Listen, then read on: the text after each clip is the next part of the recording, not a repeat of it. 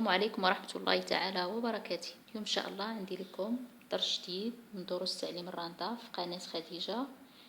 إن شاء الله عندي لكم هاد الطرزة فوق الراندا بالصم. غادي إن شاء الله نوريكم التقنية كيفاش غادي تخدموا بالصم بدون ما تبرموه. كيف ما كتلاحظوا أنا عندي هاد الصم هذا هو تيكون بوبينة كبيرة على شعرة وحدة، وعند بائع ديال هاد الشي ديال اللوازم الخياطة نتوما حسب اختيار كتقول لهم انا عمر لكم جعبه مثلا فيها 3 شعرات او 4 على حسب كل وحده شحال بغات تخدم من شعره. المهم هذا هو الصم ديالي انا هنايا فيه الا لاحظتوا عندي فيه الصم كارتي، عندي فيه الابيض والصفر يعني مخلطين جوج شعرات جوج. المهم انا في هاد الطرزه غادي ناخذ غير 3 شعرات وغادي نوريكم كيفاش غادي نخدمو بدون اننا ما نبرموش. غادي ناخذ غير 3 شعرات وغادي نحيد وحده ان شاء الله نوريكم التقنيه كيفاش غادي تركبوه في البرا بدون بريم وبلا ما يتخبل. يعني غادي ناخذ 3 شعرات ونرجع ان شاء الله نوريكم.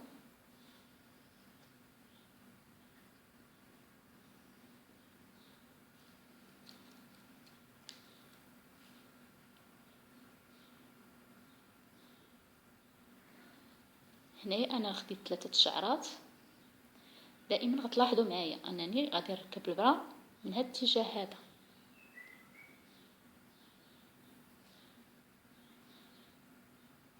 هذه هي النقطه الاساسيه اللي غادي تركزوا معايا فيها. يعني ملي كندخل البرا كتبقى ليا هاد العين هذه غنرجع ندخل فيها البرا. ملي كندخل فيها البرا اذا لاحظتوا انني كتولي عندي واحد العقده هنايا. هاد العقده هذه الدور ديالها هو انها كتحكم لينا في هاد الشعرات تاع الصم انهم ما تيتخبلوش في الخدمه. يعني بهاد الطريقه هذه وما تخافوش بان هاد سميتها راه ما كتديرونجيش في الخدمه، بالعكس كتخدم عادي. وغنجي الاخر ديال الصم وغادي ندير واحد العقده هنايا، يعني عكس ما كنخدمو في الحرير. هاد العقده هذه غادي نمشي للظهر ديال هاد الزواقه ونثبتها في اي الخدمه اللي كتكون عندي في الظهر. ثبتها 2 مرات صافي. وهاد الزواقه انا غنخدمها بلا مرمى، لان علاش انا دائما الطرز اللي فوق الراندا كنخدمو بلا مرمى كتجيني ساهله. انا غادي ندخل البرا هنا في هاد الكوزات اللي عندي. هنايا عندي 4 ديال الكوزات، يعني هاد الكوزه مقسومه على 4. دائما كنجي هنا باش غادي ندير لكم هاد الرشمه هذه. غادي نجي هنايا هاد العين هذه اللي عندي في الراس ديال هاد الكوزه نخليها، نجي اللي في الجنب ديالها وغادي نهز هاد العين هذه بهاد الطريقه. ملي غادي نهزها نخرج البرا من الجنب ديال هاد العين اللي حدا هاد اللي خرجت منها هاد الخيط تاع الصم.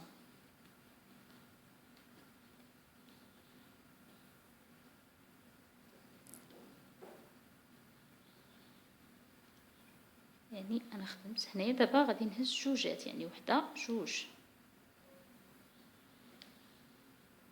لاحظتوا ان الخيط ما كيتخبلش. هنا غيولي عندي غادي نهز 3. دائما نخرج في هاد الاتجاه من كيكون عندي الخيط في الاخر.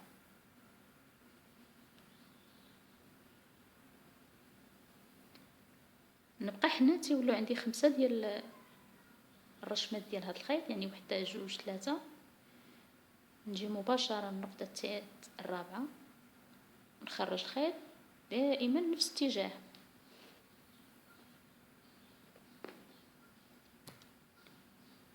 لاحظوا معايا ان الصم بهاد الطريقه اللي وريتكم انه ما كيتخبلش.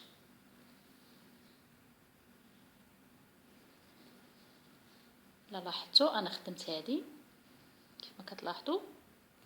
هنا وصلت ل5 ديال الرشمات ديال الخيط. كنبدا في هاد النقطه هذه، غادي نخلي هاد العين وحده جوج، غادي نجي للعين الثالثه يعني الغرزه الثالثه، وغادي نثبت البره بهذه الطريقه. لا لاحظتوا معايا انني غادي نلوي خيط على الصبعين وغادي ندير 8، يعني دائما بهذه الطريقه، يعني هكا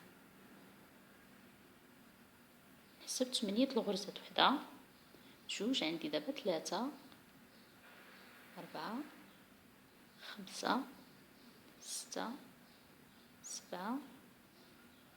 هنا عندي 8.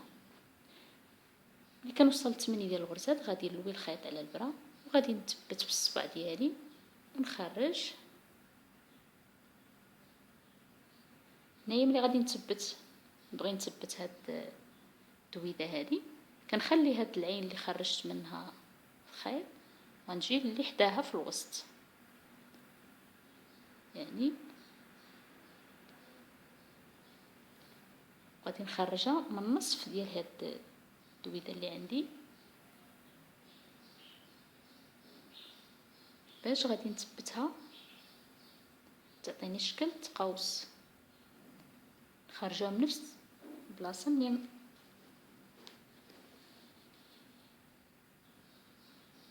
انا هنا ثبتها، غنرجع نخرج البره من هاد النقطه هذه اللي بديت بها المره الاولى. يعني الا لاحظتوا كتجي على هذا الشكل هذا، نرجع ثاني نحسب وحده جوج، يعني ثالثه، ونفس الغرزه نخرج منها الابره، نبقى متحكمه فيها بهذه الطريقه. كذلك نفس الشيء غادي نلوي الصم على الاصبع ديالنا، نحسب وحده جوج 3 4 5 6 7 8، يعني ولاو عندي هنا 8. غادي نلوي على البره باش كتعطيني هاد الاتجاه انها غادي تدور ليا اتجاه معاكس. دائما نخلي هاد الغرزه منين نخرج خيط نجي للوسط اللي حداها في الجنب، وغادي نحاول انني نخرجها من الوسط، يعني بحال ملي كان هاد الدويده هذه كتعطيني القياس منين غادي نخرج البره، يعني بحال كناخذ نص ديالها باش غادي نحاول نثبتها. كنجي كناخذها بهذا الشكل هذا ونفس الطريقه. دابا انني هنايا باقا ليا واحد الوحده كتجي هنا دويده من الفوق، يعني جوج، الثالثه كتجي الوسط ديالها. ملي كنبغيو نديرو هاد الثالثه غادي نرجعو النصف ديال هاد الرشمه الاولى اللي درنا ديال هاد الدويده، يعني كنخرجوا الخيط، نخرجوا البرا عفوا، ونجي نفس المكان اللي خرجت منه اللي ثبت فيه هاد القوس الثاني، نبقى مركزه على البرا بهذه الطريقه، وغادي نعمر ثاني 8، يعني نلوي الخيط بهذه الطريقه، ناخذ الوسط ديالو ونحسب 8.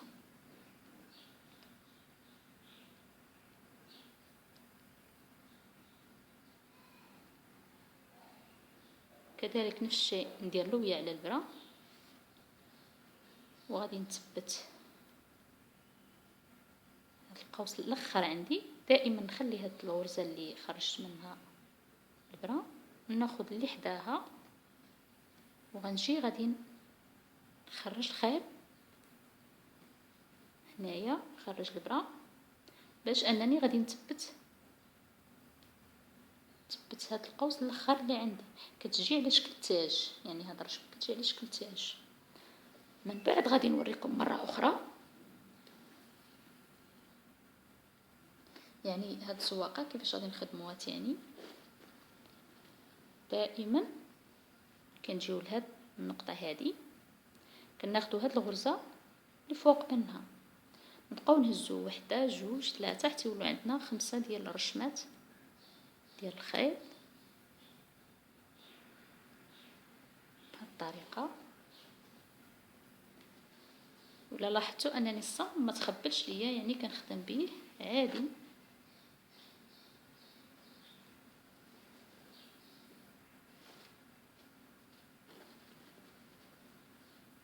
يعني هاد العقده اللي كنديرو في البرا هي اللي كتتحكم في الصم انه ما تيتخبلش، ما يتفاوتوش الشعرات ويتخبلوا. يعني خدمت هنايا، غادي نهز هاد العين نخرج من الجنب ديالها، ثم نهز جوجات، يعني وحده جوج، دائما نفس اتجاه مائل. نخرج، ناخد هنا 3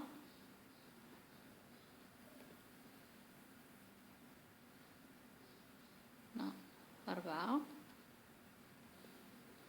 تيولو عندي 5. هذه اخر نقطه عندي هنا، وكنخرج البرا في هذا الاتجاه.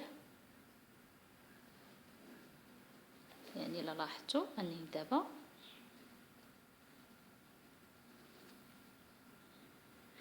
غادي ندير هاد الرشمات اللي عندي هنايا، يعني غادي نحسب وحده جوج، ما كنحسبش هذه اللي خارج من الخيط، نحسب اللي حداها وحده جوج، كنخشي الابره في النقطه الثالثه. كذلك نفس الشيء غادي نعمر البرا 8 ديال اللويات ديال الصم، وحده جوج 3 4 5 6. يعني هنايا ما غاديش نلوي الخيط لانني ما غاديش لهاد الاتجاه، يعني غندور هنا بلا ما نحتاج انني نلوي الخيط.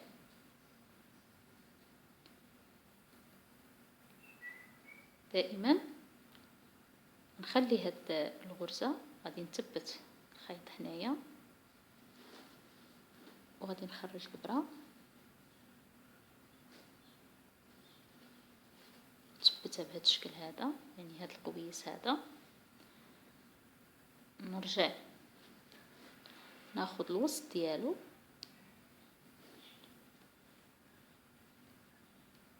نشد في النصف ديالها وغادي نثبتها.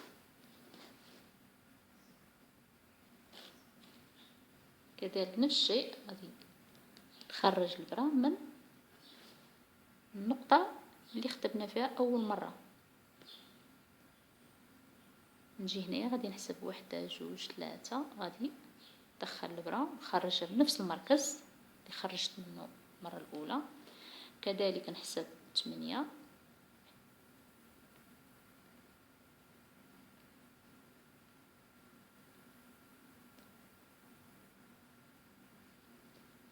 نبقاو مثبتين بالأصبع ديالنا، تحكموا في هاد الدويدات اللي كنعمروا على البرا. دائما نخلي هنا منين خرجت هاد الخيط المره الاولى، وغادي نخدم في العين اللي كتجي مباشره حداها في الوسط. غادي نثبت هاد القوس اللي عندي، يعني كناخذ النصف ديالو هنايا. ملي كنجي لهذا المكان هذا غادي نرجع الوسط اللي خرجت منه، يعني اللي ثبت فيه القوس الاول. دائما كناخذ الوسط ما بين هاد جوج ديال القويسات باش غادي نديرو القوس الاخير من هاد السواقه. نحسب تاني 8، وحده جوج 3 4 5 6 7 8. نثبتها. دائما نخليو المكان اللي خرجنا منه البرا، نجيو الغرزه اللي حداه وغادي نخرج البرا هنا من الوسط ديال هاد الوسط ديال هاد القوس الاخير، يعني كتجي على هاد الشكل، وغادي نثبتوه.